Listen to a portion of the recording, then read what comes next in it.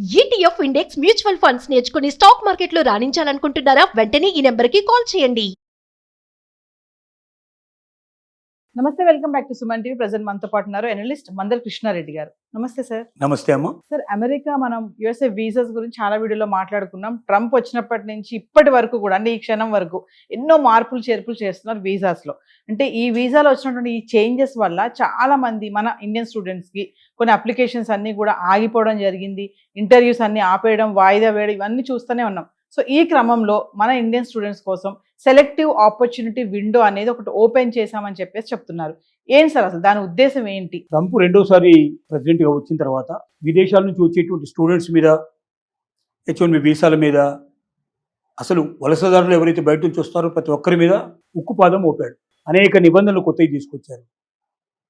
అక్కడ బయట ఎక్కడ ఉద్యోగాలు చేయడానికి వీల్లేదని చెప్పి కండిషన్ పెట్టారు. అమెరికాకు వెళ్లే వాళ్ళల్లో 75% to 90% వరకు వెళ్ళడానికి కావాల్సినటువంటి ఖర్చులు ఇక్కడ నుంచి ఏదో రకంగా చేసుకొని అక్కడ వెళ్ళిపోయి ఒక 90 డేస్, ఒక 3 నెలలు 4 నెలల లోపల అక్కడ ఏదో ఒక జాబ్ చూసుకొని వాళ్ళ కాళ్ళ మీద వాళ్ళు నిలబడి చదువు పూర్తి చేసుకొని అక్కడే ఉద్యోగం సంపాదించుకోవాలన్న దృక్పథంతో వెళ్ళే వాళ్ళే ఎక్కువ ఉంటారు. వాళ్ళందరూ ఇప్పుడు అలా వెళ్ళదలుచుకున్న వాళ్ళందరూ ఆగిపోయారు. ఇక ముందు కూడా అవకాశాలు వాళ్ళకు లేవు, శూన్యమనే చెప్పాలి. ఇప్పుడు అక్కడి నుంచి కొన్ని యూనివర్సిటీకి సంబంధించినటువంటి ప్రొఫెసర్స్ ఇక్కడికి వచ్చి వాళ్ళు ప్రెస్ కాన్ఫరెన్స్లు పెట్టి ఇక్కడ ఏం చెప్తున్నారంటే, వాళ్ళకి ప్రవేశాలు తగ్గిపోయినాయి. ప్రవేశాలు లేకపోతే యూనివర్సిటీస్ క్లోజ్ అయిపోతాయి. ఒక్కో యూనివర్సిటీలో కనీసం 500 అడ్మిషన్స్ కొత్తవి ప్రతి సంవత్సరం తీసుకుంటారు. మినిమం 500 అడ్మిషన్ తీసుకుంటారు. దాంట్లో 100 మంది కనీసం ఇండియన్స్ ఉండేటువంటి అవకాశాలు ఉన్నాయి గతంలో. ఇప్పుడు అన్ని దేశాల వాళ్ళు ఇప్పుడు తగ్గిపోయారు, ఇండియన్స్ కూడా పూర్తిగా తగ్గిపోయారు. ప్రతి దేశానికి వెళ్ళి వాళ్ళు ఇట్లా విజ్ఞప్తి చేస్తున్నారు. ఏమని చెప్తున్నారంటే, గతంలో మీరు కోరుకున్నటువంటి ఏ కోర్సు అయితే మీరు అడిగారో ఆ అడిగే కోర్సులు మేము ఇవ్వలేని పరిస్థితుల్లో ఉన్న కోర్సులు ఏదో ఒకటి మీరు సెలెక్ట్ చేసుకుని వచ్చేటి వాళ్ళు, అలాగే అడిగిన యూనివర్సిటీ మేము ఇవ్వలేని పరిస్థితులు ఉండేవి.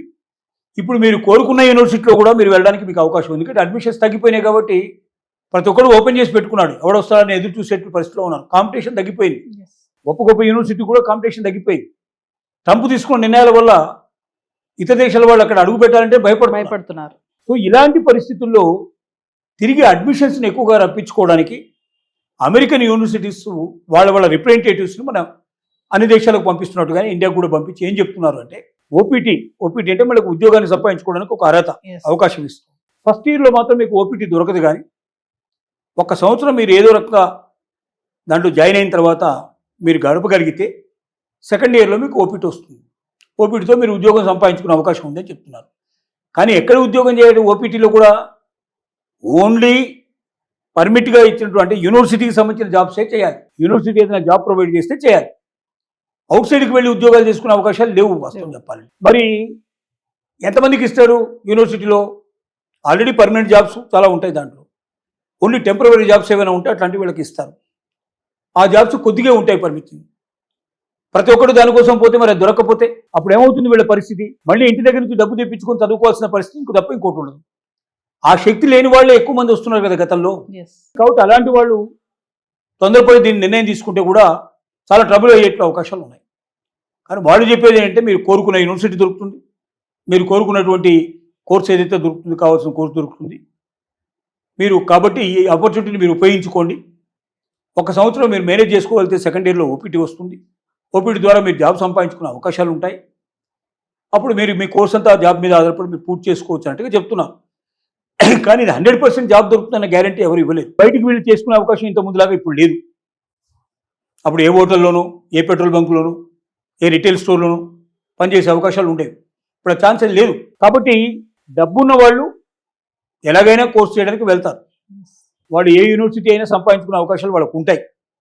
ఎందుకంటే పెద్ద మొత్తంలో ఫీజులు కట్టడానికి అవకాశాలు ఉన్నాయి కాబట్టి వాళ్ళు కడతారు, వాళ్ళు తీసుకుంటారు. ఇప్పుడు అవకాశం ఉంది.